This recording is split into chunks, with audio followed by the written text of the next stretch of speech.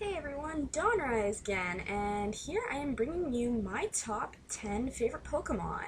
I have been a big Pokemon fan for actually quite a while, but I didn't start playing the games until probably 2 years ago. As sad as that sounds, I know. Yeah, but I've always been a big fan of the anime. I watched the original anime every morning before I went to school, and I even had some trading cards that got stolen. But here we are, and I'm bringing you my top 10 favorite Pokemon. At the end, before number 1, I will have some honorable mentions of Pokemon that didn't make the list, but I still love in my heart. Of course, your opinion obviously differ, but of course, everyone has their own opinions, right?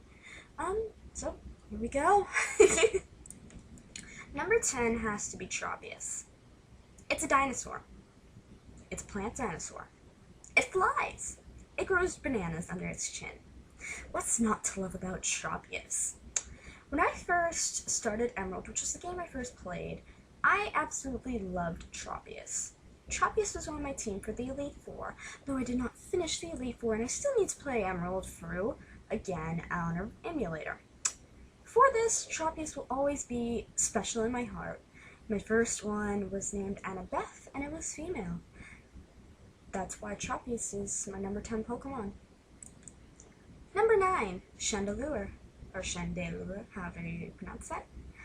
I am a personal fan of the inanimate object Pokemon, and that's just me. When I first saw Litwick, I instantly loved Litwick. Litwick was one of my favorite Pokemons, and I was doing a Nuzlocke through my Pokemon White version. Unfortunately, my Litwick died, and I grew emotionally attached to my Pokemon, so I obviously was very sad. But Chandelure always holds a special place in my heart of being the Pokemon I couldn't defeat in the Elite Four on Pokemon Black 2. Chandelure, you little devil. No matter how creepy you are, I will always love you. Number 8. Oh, number 8. You will always be Rotom. Rotom, or Motor backwards, as many people know, is a ghost Pokemon that has many forms. Well, only one of it's ghost, but Rotom. Okay, as I said, number 8, I've always been a fan of the inanimate objects, and when I heard about Rotom, I was instantly intrigued that a Pokemon could be a fridge, a washing machine, a fan, and that's what intrigued me about Rotom. Rotom is not on my current team, but it will always hold that special feeling in my heart. Thank you, Rotom. Number 7. There comes a time in every trainer's life that they find their first shiny. For some people, it ends up dying. For me, it was a shiny Mainfu while I was training my Pokemon right next, wherever the hell the place is by Victory Road in Black and White. I was so happy. I got up and I did Victory Dance. My 3DS fell. My game fell out. I then proceeded to cry for about 10 minutes straight in my bathroom. My number 7 most favorite Pokemon will always be Mainfu. I then later received a shiny Main Xiao, but it doesn't fill up the void that was for my shiny Mainfu. Damn you. Damn you, Mainfu. Number 6. When I was a little 5-year-old growing up, of course I got Pokemon cards. Got more Yu-Gi-Oh cards instead, but anyways. My first Pokemon card I ever received was a Swablu. I instantly fell in love with Swablu, and I still actually have that Swablu card in existence in my mass collection of Yu-Gi-Oh cards somewhere in my closet that will probably never be found again because I don't go in my closet because it's full of spiders. Anyways, I later proceeded to catch a Swablu in Emerald, and that Swablu later evolved into an Altaria. Altaria was used in my Elite Four for Pokemon Emerald, and Swablu will always hold that special part of my heart of being the Pokemon that lands on people's heads and later evolves into an Altaria, which hums. I have no idea anymore. Okay. Okay. Number 5. Now we're getting to the good stuff. Rayquaza. Rayquaza... Oh, there's so many things I could start saying about Rayquaza. Rayquaza was my first legendary. Me being this... Oh wait, no, this is Emerald. Not Ruby. Never mind. Since Rayquaza was the first legendary I really captured, and Ruby I didn't capture Groudon, I accidentally killed Groudon. But Rayquaza was the first legendary, so he holds that special feeling in my heart. But it's not only that. As a kid, I loved dragons. I love dragons so much. But it's not just the dragons part.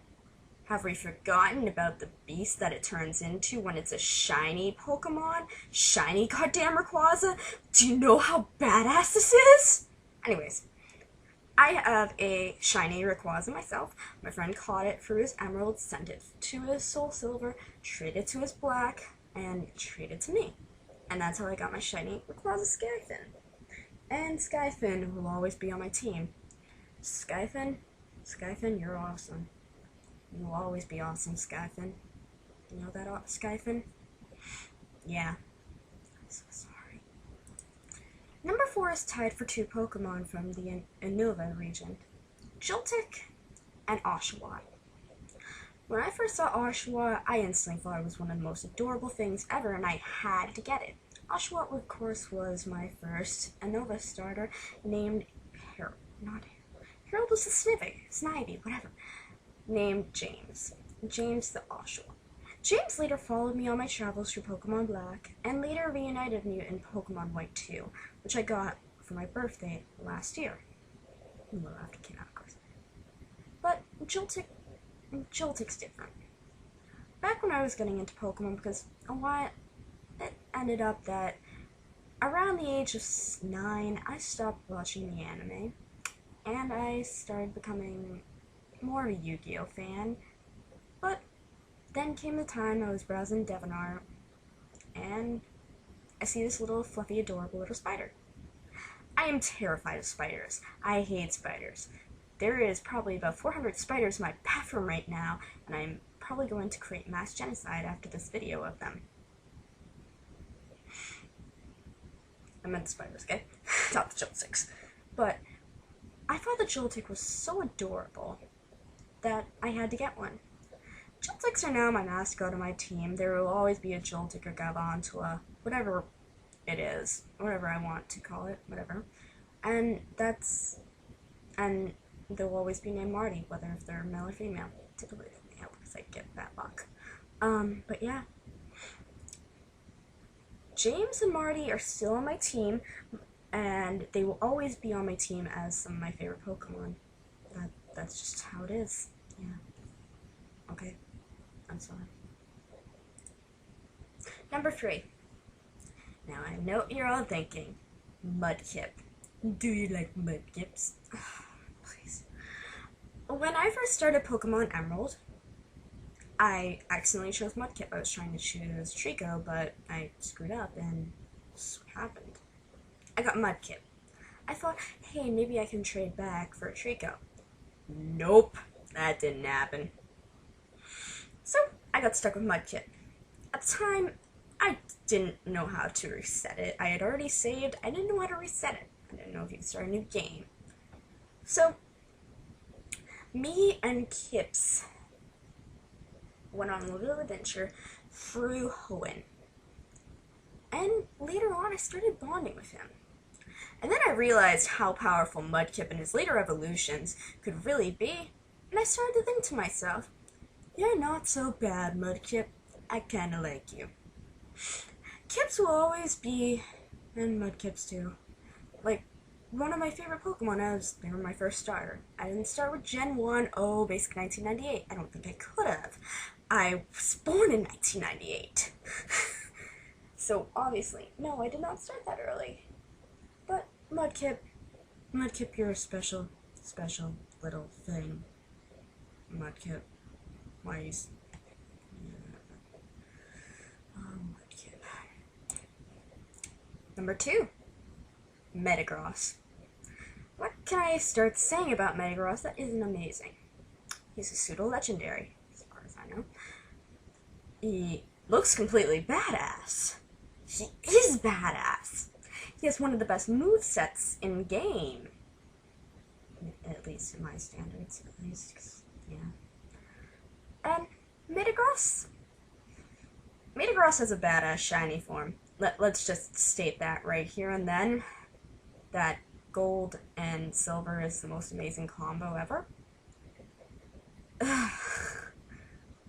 Metagross also has a special place in my heart as my first Pokemon that I ever received from someone else.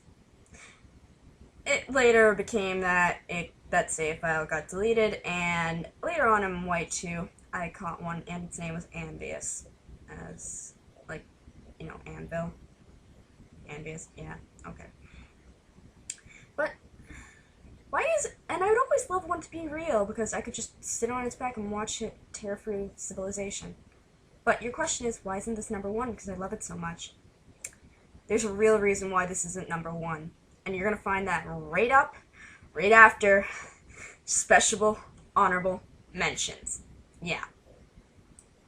Here we are, our honorable mentions. I picked one Pokemon out of all 5 generations that I have truly loved dearly. The first one from the first generation is Bulbasaur. Bulbasaur was my first Pokemon I got in Generation 1, or Generation 3 because I played Leaf Green, and Bulbasaur stuck with me. My Bulbasaur I got was female, so I was pretty pleased with that. And Bulbasaur, he's a bro. He's a bro. I'm not a PewDiePie fan, I'm really sorry. Number 2 from Generation 2 is Umbreon. Umbreon's pretty cool. It was the first Dark-type Pokemon I actually ever liked. So, because I didn't really like Dark-type, so that's Umbreon for you. Number 3, Groudon. Groudon was such an interesting... I am a big fan of the Godzilla movies, and instantly when I saw Groudon, I was like, you're going to be named Godzilla. And so, when I finally caught Groudon, he was named Godzilla. Number 4 from Generation 4 was Purugly. Or, I think that's Purugly, yeah. And yeah, that's Purugly. And Purugly is ugly. Ugh. And I liked it. It's my favorite cat-like Pokemon, hands down. I don't like the others. Skitty is too feminine and weak-looking to me. I don't know what it is. But Purugly, it has a pretty good moveset, too, if you euphilize it right. Euphilize what? And then comes number 5. Gothitella. And Gothitella is interesting. First one I ever got was male, with Shadow Tag from the event for Black White 2. I named it Flix after Poland from Hatalia's human name, and he's fabulous. And that's my precious, those are my honorable mentions, really. And here comes number 1. Before I start number 1, I'm just going to take the time right here, right now, to state something. When I'm describing number 1, it's a very emotional time for me. And because of that emotional time, I might start breaking down. Maybe, I don't know. As I tell this. Yeah. I hope you guys don't mind me stating this. And why it's number 1, but it's always special Pokemon, so here we go. Alright, number 1, Rapidash. I have always had obsession over Pokemon, of course, and I liked ponies as a kid when I was a girly girl. I liked unicorns more, and I saw a flame unicorn one day, and I was like, oh look, a unicorn, and my friend quickly retaliates, no, that's not a unicorn. She was drawing it, and yeah. There's a story behind Rapidash.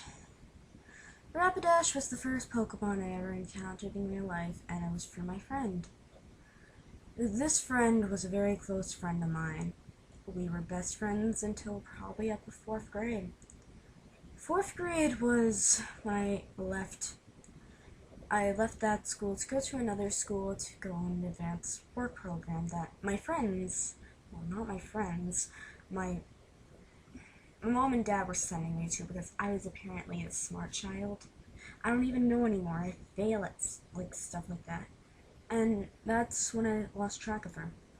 I've never been able to see this friend ever again. I don't even know how she's doing. I don't know what she's doing. I hope she's not one of those swaglets or anything.